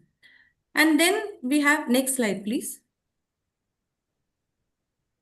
The policy intervention, whenever we come up with anything, then we should have a very strong policy intervention so that we can control the issues or control the problems. So strengthening the policies such as stricter parking instructions, restrictions in congested areas, promoting the public transport through improved infrastructure, giving the good roads, and then coming up with the metros and having a good public transport system, buses, inter cities transport system will also help us to combat this air pollution. And then intensifying the people who are going for the cleaner, who are adopting the cleaner fuel, that is electric vehicles and then CNG vehicles. We need to intensify them, and then there should be infrastructure development should be there for non-motorized transports like cycling, by providing the cycling tracks and the walking paths we should give.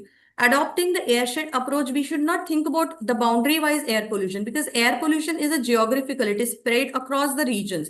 So we need to work in such a way that we should get, we will not be thinking that, okay, this is my criteria, this is my district, I'll be restricting only to this. It should not be like that. It should be, we will be discussing with everybody, and it should be like a pan-India-wise solutions we need to come up with. Next slide, please.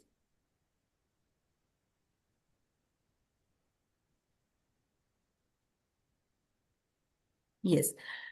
Already we talk about this potential for sustainable urban planning and green infrastructure. We already talked about having the public transportations and such things, and creating the pedestrian friendly infrastructures also we have discussed, and providing the plantations, coming up with the parks and the vertical gardens, and then implementing the green buildings so that we can have the cleaner urban environment. So all these things we already know and we have been practicing, and there is a more scope for practicing or improving it further. Next slide, please.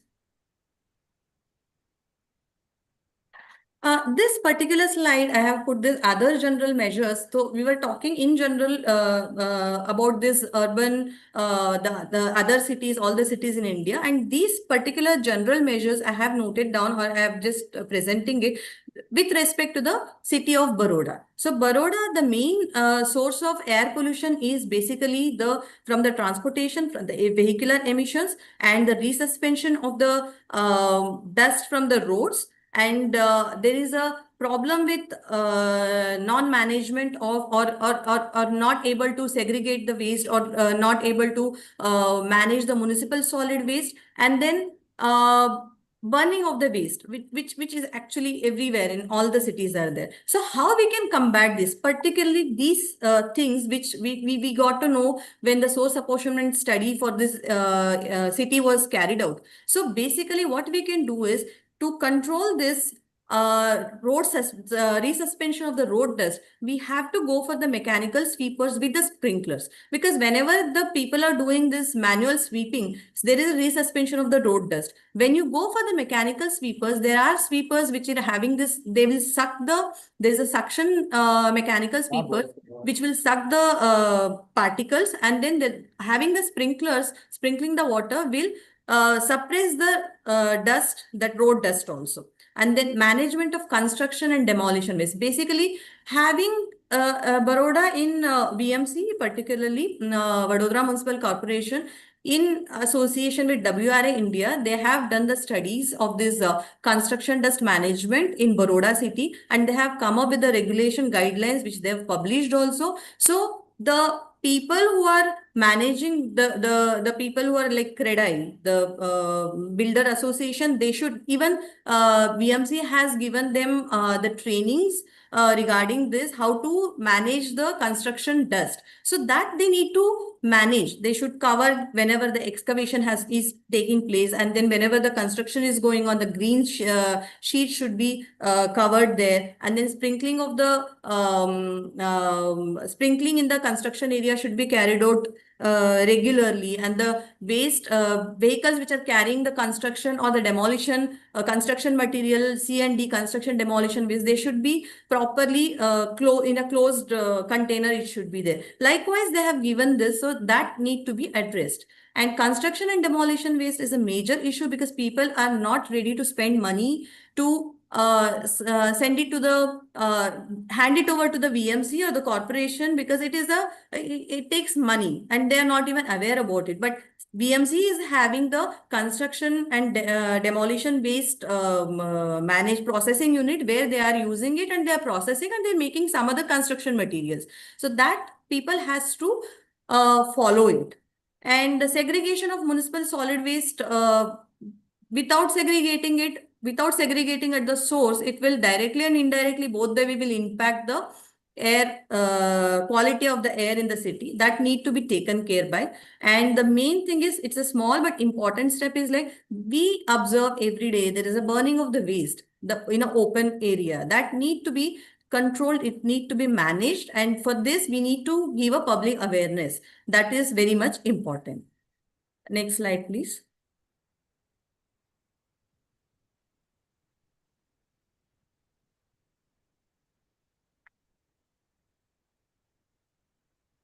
Yes.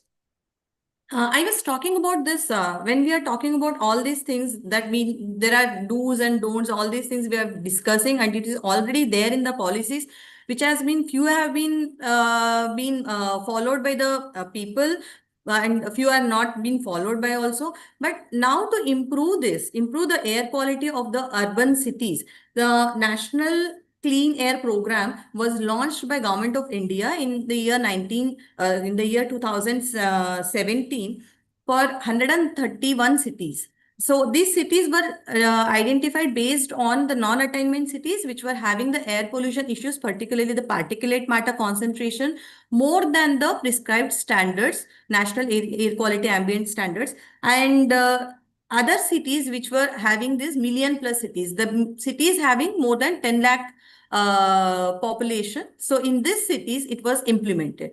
The main agenda of this National Clean Air Program is that, specifically, the cities has to reduce the particulate matter concentration, particularly PM10 concentration, by 20 to 30% by 2025, 26. And later on, it was revised that the reduction has to be 40%. For Baroda, a lot of activities has been taking place. For this, cities have captured the action plans, action points, what all the action points they are supposed to do it, and they have been implementing it.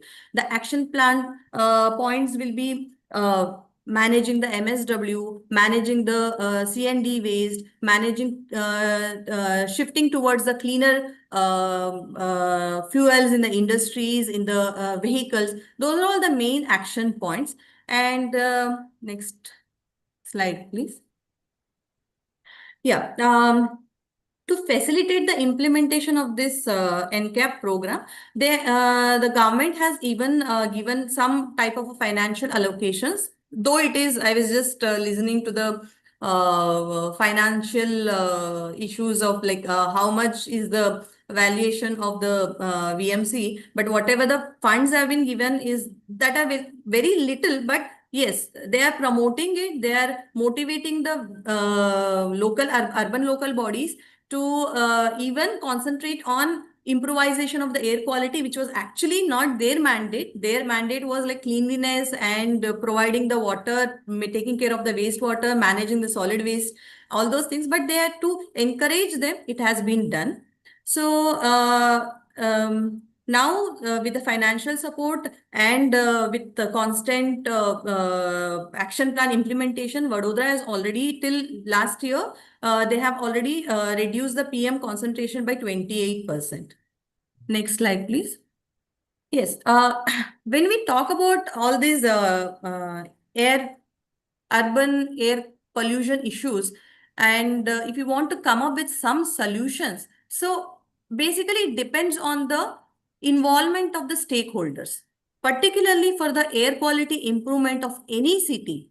So there should be a proper interaction and effort should be there from all the stakeholders for this particularly NCAP program for betterment of, for improvising the air quality of the city. All these, the government organizations, various government organizations, industries, citizens, they are the major stakeholders.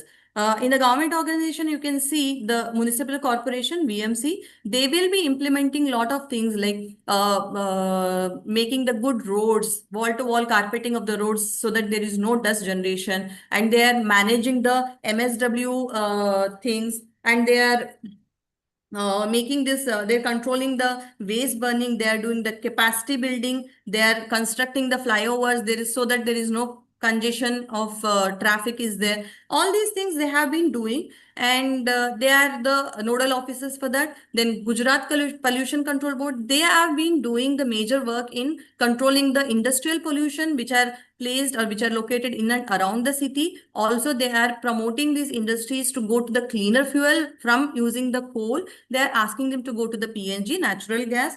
And then we have this regional transport office.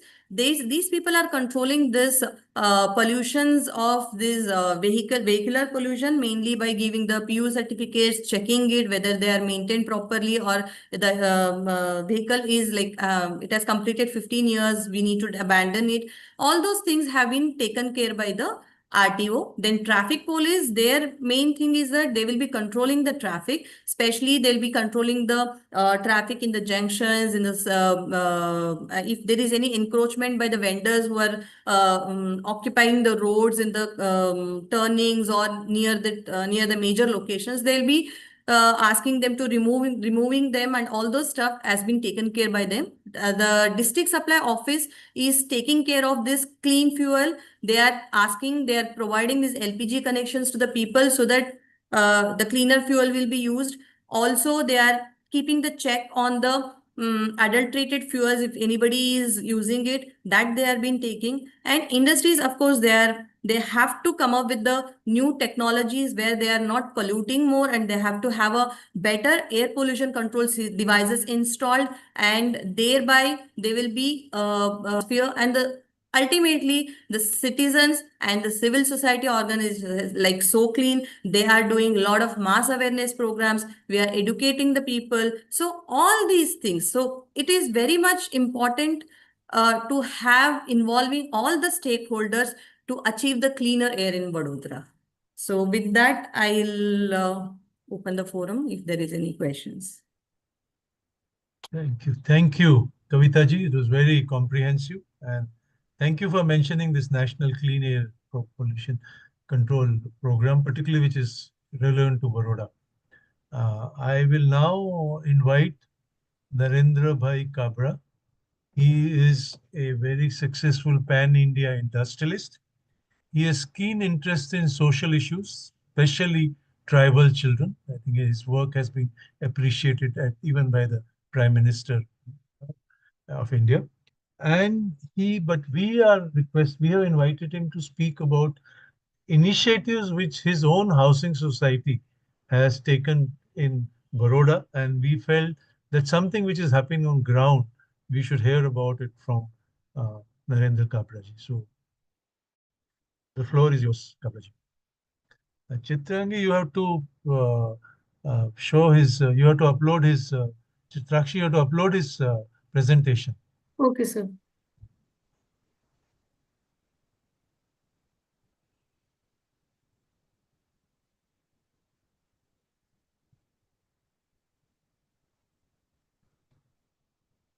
Yeah.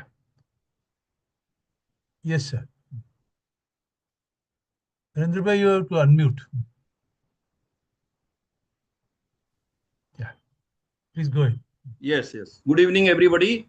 And thankful to Professor Chetan and the So Clean Society for inviting me for this. In fact, I am the last speaker here. So luckily, I have an opportunity to talk about practicals. So theory has gone. So whatever,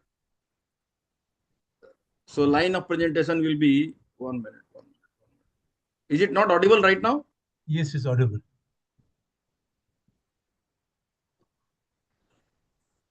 Why it is there? My God. Can we go to the, should we, you want to explain this slide or we go to No, the no, next there is slide? no explanation. It is on the line of presentation. Okay. So you can go to the next slide. Yeah, please go to the next slide. Yeah. Yes, so it is about the society wherein we live, and Dr. Kavitha also stays in the same society. Mm. So it is a gated society in Gorwa. We have 369 flats, all amenities which one society can have, we have. And from the beginning, the residents thought of the sustainability. So we have all the things which we have been talking for last 1.5 hours. So next slide. This is just picture of Shangri-La, what we have. It is full of greenery. Please go back to the last slide, madam. Yes, so this is Shangri-La Society in Gorwa, full of greenery. Next slide. Yes, so we'll have the water management, wastewater treatment. We have our own sewage treatment plant. I think 1 or 2 society only in the Vadodara city have their own STP. And this treated water is used for toilet flushing, gardening, and 2 crore liters of water per year is reused, resulting in annual saving of, it is a meager amount, but it is 4.5 lakhs for a society is a big amount. Next. This is the picture of the water management which we have. The reactor is there and the full setup you can see. Next. Now the energy management. We have installed solar panels and the size of the total kilowatt is 105 kilowatt. And we spent around 46.5 lakhs for having this solar panels in our society. And the payback is complete now in 4 years. The total which we generate from the solar panel takes care of our 50% of the total requirement of the society. Next.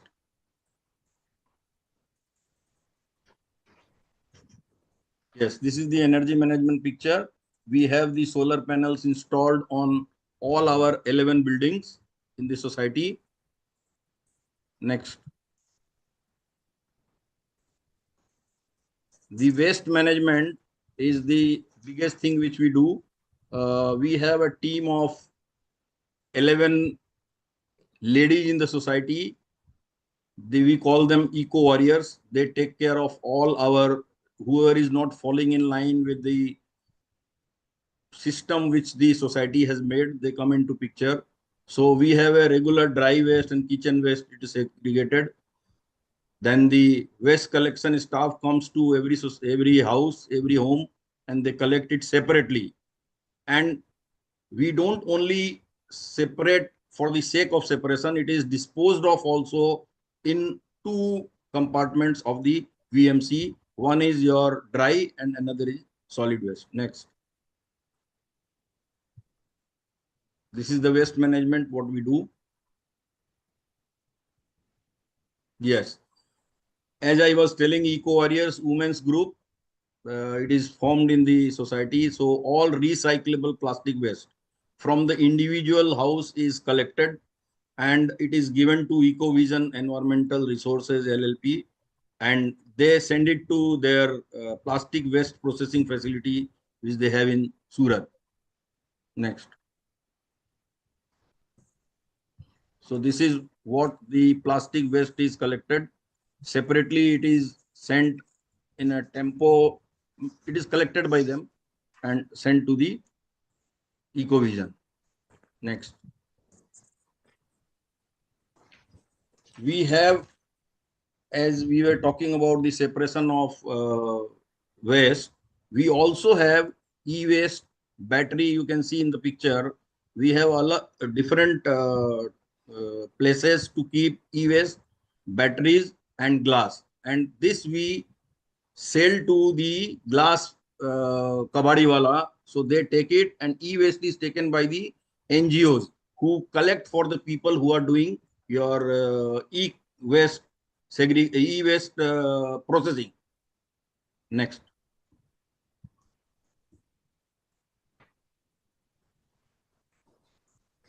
So we have a rainwater harvesting system, groundwater recharging with the rainwater. So Professor Saswat was saying that lot of societies, they or the promoters or the builders, they take this as just to take the permission, but we follow it religiously. Before rainy season, all our drains are cleaned. All our drains are cleaned so that there is no hindrance for water to flow to the rainwater discharge. We have 6 numbers of recharge well and with complete filtration system. And as I said, we already clean the drain, so total water goes into the recharging. Next.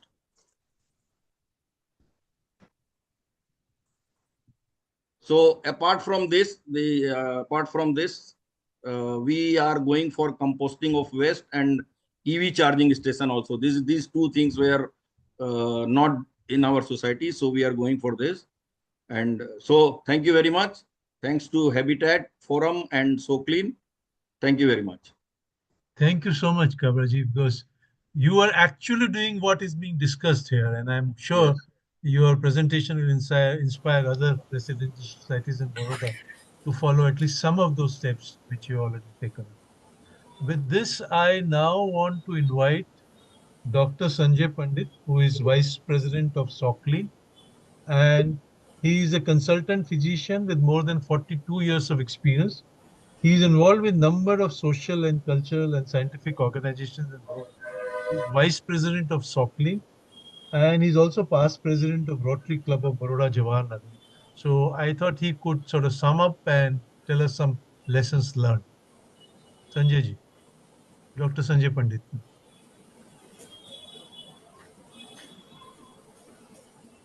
Good evening, friends.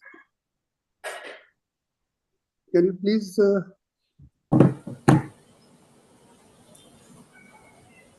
Chitrakshi ji, I don't have any slideshow. I'm just speaking. Okay, sir. Can you just make my face visible?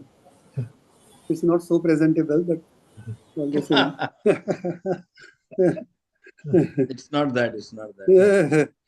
Good, good. Am I seen and am I heard? Yeah, you Yes, are sir. heard and seen. Yeah, both.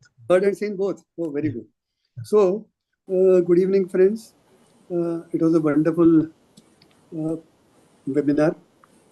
We have run short of time, so I won't go into any details of the whole process. Vadodara has the dubious distinction of being called the worst city in Gujarat and also the best city in Gujarat by the Chief Minister within a matter of few weeks. I don't know where we stand. I was born in Baroda and I've spent 70 years in Baroda, so I love Baroda. But definitely I wish that it could be made better. Today we have had such excellent presentations which analyzed all the issues facing the city of Vadodara and also suggesting all the treatment that is needed to make Vadodara resilient and vibrant. So for that, first of all, I thank Kirtiji and INHAF for inviting So Clean to be partners in this webinar. Very successful, and wish we can have more such webinars. I would thank all the panelists who have really put in great efforts and a lot of time in preparing and presenting their work. Thanks to all the participants in the audience, those who have registered for the seminar. I wish that they go home and share this knowledge with their friends and also motivate them to join for such webinars in future, which will really benefit everyone. It is very difficult to, bring about change, and it calls for the efforts of everyone, the government agencies, industry, the institutions, and the citizens. But the major chunk is from the government agencies. That is the main responsibility. There's no doubt about it. Right. So that has to be taken care of. And there, I've been very highly impressed by Santoshji's presentation. That usually we have the reluctance of the administration and the political leadership to engage with society and go forward. Usually the suggestions are a cacophony of all shrill voices of everyone except the scientific experts. So today it has been a very good opportunity for all the scientific experts to calmly present all their views. And Santoshji being present here was a great boon. And the other issue is always money. Money is always necessary for everything. Without money, nothing can happen. And I'm very happy that Santoshji has made it look very easy. That you have all the money in the world to do everything. So I think Baroda should not have any problem. Santoshji, I hope you accept the challenge. Yes, sir. Yes. So, and I'm sure at Soclean, we will definitely be in touch with you to make Baroda a better place again. And regarding all these presentations, it's very difficult to summarize everything here. I request Chetan and our team at Soclean, maybe we can summarize all the presentations and then have a comprehensive document, integrating all the issues and the suggestions. So that can be then shared with authorities, shared with the stakeholders and others. It has been a wonderful presentation, a wonderful evening for us. And I thank all present over here. And we wish to have such interaction in the future also. Thank you all very much. Thank you, Sanjay ji. Our Soclean team will sit together and put it together as one document. We'll do it and then also share it with INHAF and take their help. I now invite Kirti Shah to give his comments and suggestions.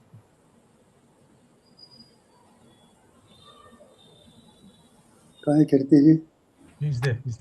Sorry, I think I honestly do not want to kind of say much, except for three very quick things. One is this, that when Chetan and I started talking about this, and I think we're discussing the topic, I wasn't very keen on this environmental thing. And I'm very, very, very glad that Chetan convinced me that no, this is much more relevant, this is much more practical, this is something. So, and believe me, I listened to everyone for last 2 hours very attentively. It's been wonderfully experience of learning. That's number one. Number two is this, that, and I think I must congratulate both Chetan and whoever else was involved in designing and planning this, that the whole entire presentation was very balanced. It not only took a city, I think, across the board, and I think they were complementary. People who spoke, I think, strengthen each other. Even though they're talking about different topics and themes and highlighting different dimensions, they all gel beautifully, and I think that's a very special experience of this particular webinar. I also wanted to bring out something that Chetan had earlier warned me about or spoken to me about, is that emphasis of this entire webinar for the last 2 years has been on doing and what could be done. Not people usually spend huge amount of time, I think, describing what the problems are. And here, I think just about everyone, starting from municipal finance to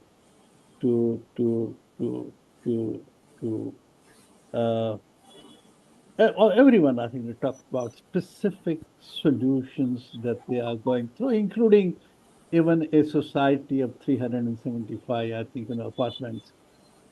They didn't even mention about the problem. They all talked about what good they're doing. I think be that on rainwater harvesting or the solar season, solar plants or whatever. So that was something very, very special. I also thought that there was a very broad cross section that came in. And this broad section, I found it very interesting. Like, for instance, we are doing some useful work in Chennai called Climate Chennai, doing a very interesting project in Chennai. And I know next thing I'm going to do is to call Dr. Sanskriti Mujumdar ji, say, look, can you help us? This is what doing, and these are the areas, of gap.